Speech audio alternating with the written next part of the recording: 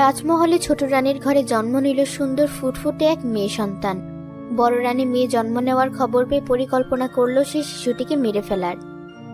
দাসী, ছোট রানীর ঘরে গিয়ে দেখো সে কি করছে।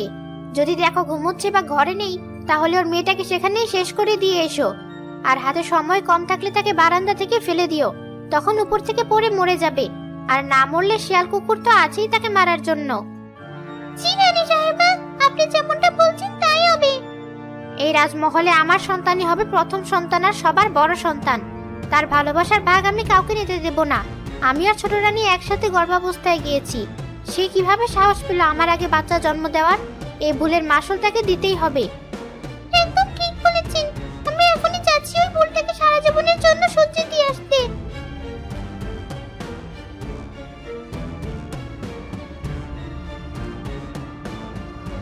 ছোট রানী ঘুমোচ্ছিল।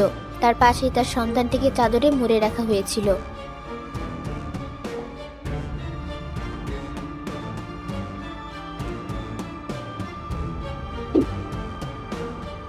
এরপর ছোট রানীর দাসী বেলা সেই ঘরে ঢুকে। ছোট রানী, আপনি ঠিক আছেন? আর রাজকুমারের কি অবস্থা? হ্যাঁ, আমরা দুজনই ঠিক আছি। ভাগ্যিস তুমি বড় রানীর ঘর থেকে সব কথা শুনে এসে আমাকে বলেছিলে, নয়তো আজ আমি আমার মেয়েটাকে হারাতাম।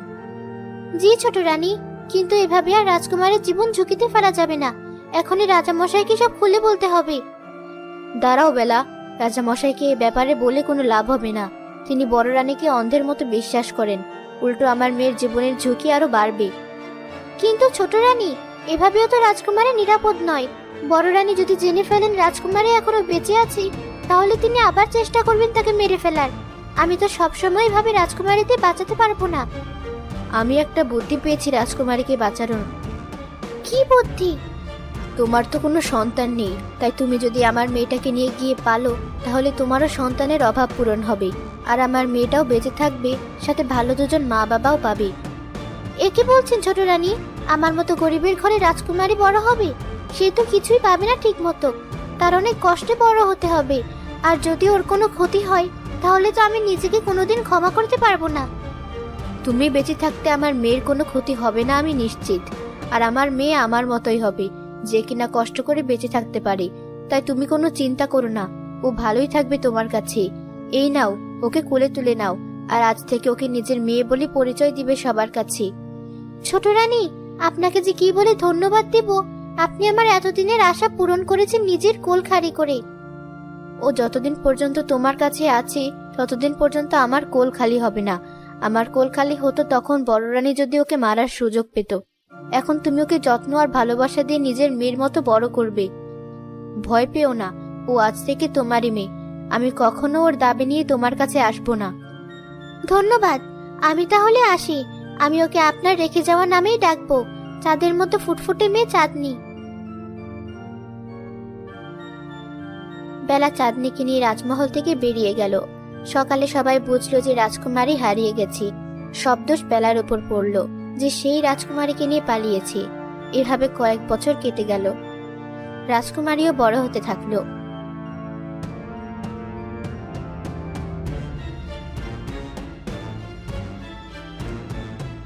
মা, কি হলো? আমার মেয়ে ওভাবে চিৎকার করছে কেন? কিছু হলো না তো ওর? গাছে উঠতে গিয়ে পড়ে গেল না তো আবার? চলো গিয়ে দেখি।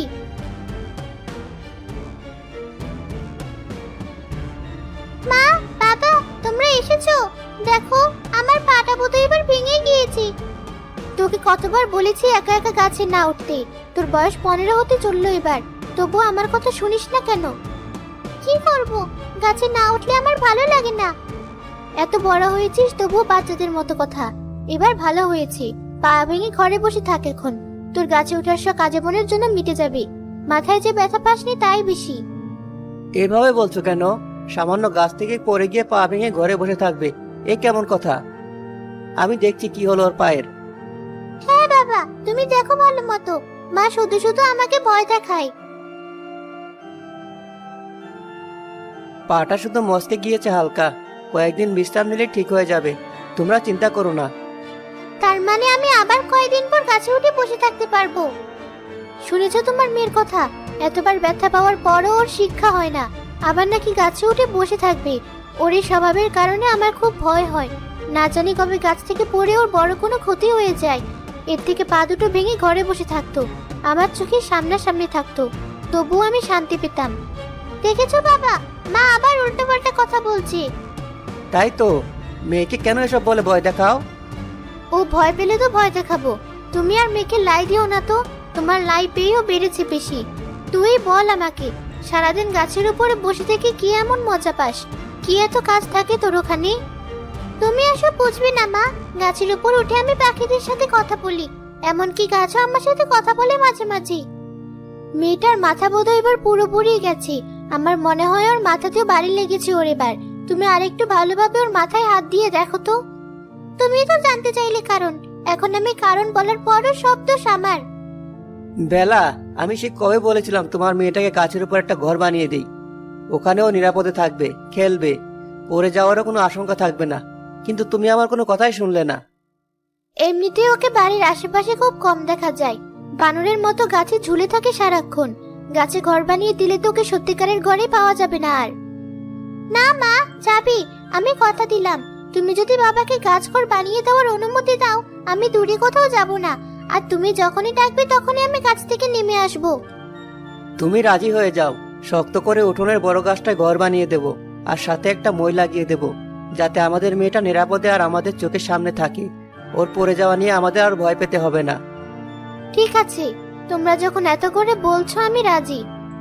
চাঁদনির বাবা তাদের উঠোনে থাকা বড় গাছের উপর মেয়ের জন্য শক্ত করে গাছঘর বানানো শুরু করলো। গাছঘর বানানো শেষ হলে চাঁদনি গিয়ে গাছঘরে উঠলো। পছন্দ হয়েছে তোর এই গাছঘর, মা? হ্যাঁ বাবা, অনেক পছন্দ হয়েছে। দেখো, আমার সাথে কথা বলা পাখিগুলোরও ঘরটা অনেক পছন্দ হয়েছে। ওরাও আমার সাথে এখানে থাকতে চায়। আচ্ছা মা, থাক, তোরা সবাই ওখানে মিলেমিশেই থাক। আমাদের মেয়ে আসলে কি পাখির সাথে কথা বলতে পারে? ছোট রানীকেও দেখতাম সারাদিন পাখিদের সাথে ফিস ফিস করে কি যেন বলতো। আরে না, ও পাখিদের সাথে সারাদিন খেলে, ওদেরকে খাওয়ায়, তাই পাখিগুলো সারাদিন ওর আশেপাশে ঘুরঘুর করে। তুমি একটু বেশি চিন্তা করো, ছোট মানুষেরা তো অমন কত কথাই বলে। তুমি হয়তো ঠিক। জানো চাঁদনি, আমি নিশ্চিত যে তুমি একজন রাজকুমারী, কারণ তোমার মতো শুধু একজনকেই আমি চিনতাম, যে কিনা আমাদের সাথে কথা বলতে পারতো। কি যে বলো, আমার মা বাবাকে তো তুমি চেনোই। আমি তোমাকে কতবার বলেছি যে আমি সাধারণ গরিব ঘরের এক মেয়ে, আমি কেন রাজকুমারী হতে যাব? তবুও তোমাদের কথাবার্তার চালচলনে কত মিল। আমি নিশ্চিত তুমি তার মেয়ে না হলেও তার সাথে তোমার কোনো না কোনো ভাবে সম্পর্ক আছে।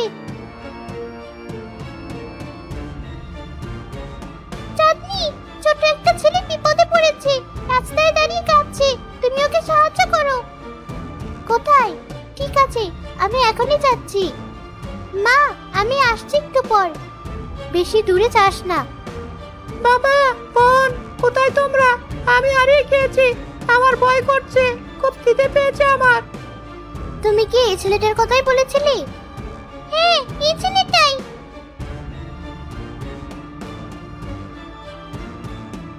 মা, তুমি?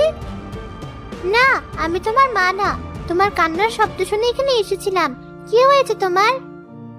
আমি হারিয়ে গিয়েছি, আমার বাবা আর বোনের গাড়ি থেকে আলাদা হয়ে গিয়েছি। আচ্ছা, আমি তোমাকে নিয়ে যাচ্ছি ওদের কাছে। পাখি, গিয়ে দেখো তো ওর বাবা আর বোন কোথায় আছে। আমি জানি ওরা কোথায় আছে, তুমি চলো আমার সাথে। চাঁদনি রাজের হাত ধরে রাজার গাড়ির কাছে পৌঁছালো। রাজা তার ছেলেকে ফেরত পেয়ে অনেক খুশি হয়ে চাঁদনিকে কিছু স্বর্ণমুদ্রা উপহার দিতে চাইলেন। না না, আমি উপহার পাওয়ার লোভে আপনার ছেলেকে ফিরিয়ে দেইনি, এটা তো আমার দায়িত্ব। তাহলে আমি তোমার মা বাবার সাথে দেখা করে তাদেরকে ধন্যবাদ জানাতে চাই। আমাকে ওদের কাছে নিয়ে চলো। বাবা, তুমি অযথায় তো সময় নষ্ট করছো কেন এই অচেনা এক গরিব মেয়ের পিছে? তুমি চুপ থাকো লিলি। মানুষ তোমার উপকার করলে তাকে কিভাবে কৃতজ্ঞতা দেখাতে হয় সেটা একটু শেখো আমার থেকে। সে না থাকলে রাজপুত্রকে হয়তো এত তাড়াতাড়ি খুঁজে পেতাম না আমরা, আর সে সময়ের মধ্যে তার বড় ধরনের কোনো ক্ষতি হয়ে যেতে পারতো। আচ্ছা চাঁদনিমা, তুমি নিয়ে চলো আমাকে তোমার বাড়ি। জি, চলুন। চাঁদনি কোথায় চলে গেল? এখনো আসছে না যে। মা দেখো, কাকে নিয়ে এসেছি আমি। রাজামশাই এখানে? এতদিন পর কি মনে করে এখানে এলো? চাঁদনিকে নিয়ে যেতে আসেনি তো আমার কাছ থেকে। বেলা রাজামশাইকে দেখে তাড়াতাড়ি মাথা ঘুরিয়ে বড় করে ঘুমটা দিল মাথায়। রাজামশাই পেছন থেকে বেলার সাথে কথা বলতে থাকলেন। আমি আসলে এসেছিলাম আপনাকে ধন্যবাদ জানাতে। আমার ছেলে আজ খেলতে গিয়ে হারিয়ে গিয়েছিল। চাঁদনি ওকে দ্রুত সময়ের মধ্যে খুঁজে আমাদের কাছে না নিয়ে আসলে আমাদের ফিরতে দেরি হয়ে যেত, আর রাস্তায় হয়তো আমাদের ডাকাতের মুখোমুখি হতে হতো। ও আচ্ছা, সমস্যা নেই, আপনাদের ফিরতে দেরি হয়ে যাচ্ছে, আপনারা এখন আসতে পারেন। জি যাব, কিন্তু তার আগে আপনার কাছে একটা অনুরোধ ছিল। আমি চাঁদনিকে আমার সাথে নিয়ে যেতে চাই। না, আপনি আমার মেয়েকে নিয়ে যাবেন কেন? নিয়ে যেতে দেবো না আমি ওকে কোথাও। আরে আমার কথা তো শুনুন আপনি আগে। আপনার মেয়ের নিরাপত্তার দায়িত্ব সম্পূর্ণ আমার। আমার ছেলে এই অল্প সময়ের মধ্যে ওকে অনেক পছন্দ করে ফেলেছে, তাই আমি চাচ্ছি ও কিছুদিন আমাদের সাথে থাকুক। ওকে নিয়ে কয়েকদিন রাজমহলের আশেপাশে বেড়ানো শেষ হলে আমরা আবার ওকে ফেরত দিয়ে যাব। কি হয়েছে বেলা? কে এসেছে আমাদের বাড়িতে? রাজামশাই এসেছেন, তিনি চাঁদনিকে তাদের সাথে কয়েকদিনের জন্য রাজমহলে নিয়ে যেতে চান। ও, এ তো খুব ভালো কথা। আমাদের চাঁদনির অনেক আগে থেকেই শখ রাজমহলে ঘুরতে যাওয়ার। তুই যা রাজামশাইয়ের সাথে, তিনি নিজে তোকে নিয়ে যেতে এসেছেন, তাকে মানা করা ঠিক হবে না। কিন্তু তুমি চিন্তা করো না, চাঁদনি রাজামশাইয়ের কাছে নিরাপদেই থাকবে। সারাদিন গাছে গাছে ঘোরার চেয়ে আর গাছ করে বসে থাকার থেকে ওখানে যাওয়াই ভালো। এই গাছঘরে মানুষও থাকে, তাও আবার এত বড় এক মেয়ে। আমাদের পাহারাদার কুকুরগুলো তো এর চেয়ে বড় ঘরে থাকে। অনেক হয়েছে মজা লিলি। চাঁদনি, তুমি চলো আমাদের সাথে। রাজামশাই তার গাড়িতে করে চাঁদনিকে নিয়ে রাজপ্রাসাদের দিকে রওনা হলেন।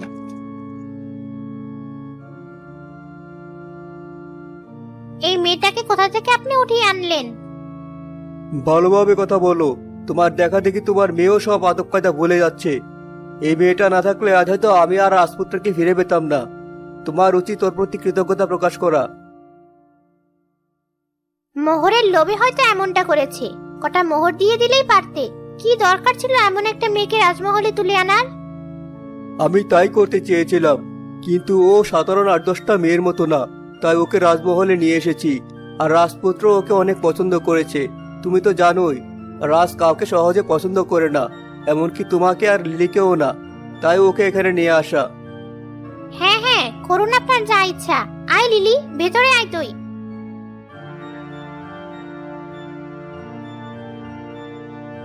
বাবা, আমি চাঁদনি আপুকে নিয়ে আমার ঘরে গেলাম। আচ্ছা বাবা, যাও। কেন করলে তুমি এমন কাজ? নিজের মেয়েকে আবারও মৃত্যুপুরীতে পাঠালে। ওর যদি কিছু হয়ে যায় এখন, আমি রানীকে দেওয়া কথা রাখতে পারবো না।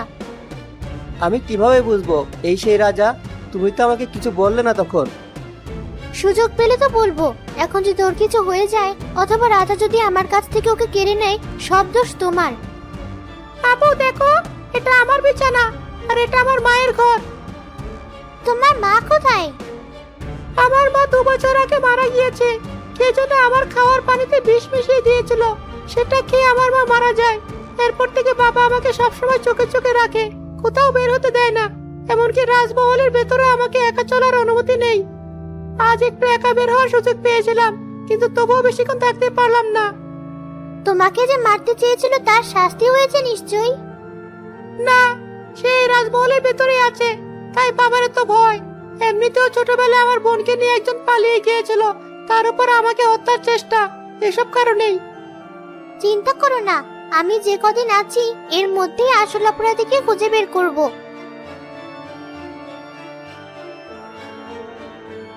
আমার বোনকে শেষ এই চাদরে মরিয়ে রাখা হয়েছিল। আমার মা যত্ন রেখে দিয়েছিল চাদরটা। আরে, কিন্তু আমারও তো এমন একটা চাদর আছে। মা বলেছিল আমার জন্মের সময় চাদরটা আমার গায়ে পেঁচানো ছিল। কিন্তু এই চাদরটা তো শুধু রাজবংশের ছেলে মেয়েদের জন্য আলাদাভাবে তৈরি করা হয়। অনেক দামি কাপড় এটা। কিন্তু আমার চাদরটাও তো দেখতে হুবহু একই। আচ্ছা থাক, তুমি এসব নিয়ে মাথা ঘামিও না। তোমার খুব খিদে পেয়েছে নিশ্চয়। আমি বাবাকে গিয়ে বলছি তোমার জন্য খাবারের ব্যবস্থা করতে। ঠিক আছে। চাঁদনি, চাঁদনি! আরে, তুমি এখানে কিভাবে এলে? আর এত হাঁপাচ্ছ কেন? আমার কাছে খবর আছে, আর এই সেই ছোট রানীর প্রাসাদ, যার কথা আমি সবসময় তোমাকে বড় রানী রাজকুমারকে মারতে গিয়ে ছোট রানীকে বিষ খাইয়ে মেরে ফেলেছে। তুমি কিভাবে জানলে এত কিছু? আমি সব বলছি তোমাকে, দাঁড়াও।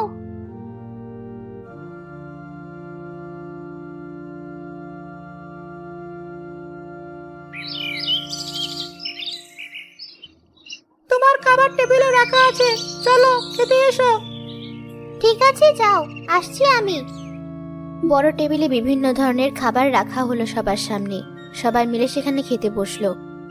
আমার খাবারটা কেউ একটু পরীক্ষা করে দেখুন বিষ মেশানো আছে কিনা। রাজপরিবারের মানুষদের তো আবার অতীতে আছে বিষ খাইয়ে নিজেদের মানুষকে মেরে ফেলা। মানে কি বলতে চাও তুমি? আমাকে প্রথমে দেখে নিশ্চয়ই তো ছোট রানীর কথা মনে পড়েছিল, তাই না? কারণ এটা আমার মেয়ে, যাকে তুই বারান্দা থেকে ফেলে দিয়ে মেরে ফেলার পরিকল্পনা করেছিলি। আর আমি ছোট রানীর আত্মা ওর ভিতরে আছি। মানে তোমার মেয়ে মরেনি, ও বেঁচে আছে? হ্যাঁ, সেদিন আমার দাসী ওকে নিয়ে না পালালে তুই ওকেও মেরে ফেলতি। তুই রাজমহলের নিচে থাকা বিষাক্ত গাছের পাতা খাইয়ে রাজকুমারকে মারতে গিয়ে আমাকে মেরেছিস। তোর মতো খুনির বেঁচে থাকার কোনো অধিকার নেই, যে কিনা সামান্য হিংসার কারণে ছোট বাচ্চার জীবন নিতেও দ্বিধাবোধ করে না। তোকে আমি গলা চেপে মেরে ফেলবো। না না, আমাকে মেরো না, আমার ভুল হয়ে গেছে। আমি যা যা বলছি সব সত্যি বলে তুই স্বীকার করে নিচ্ছিস? হ্যাঁ হ্যাঁ, নিচ্ছি।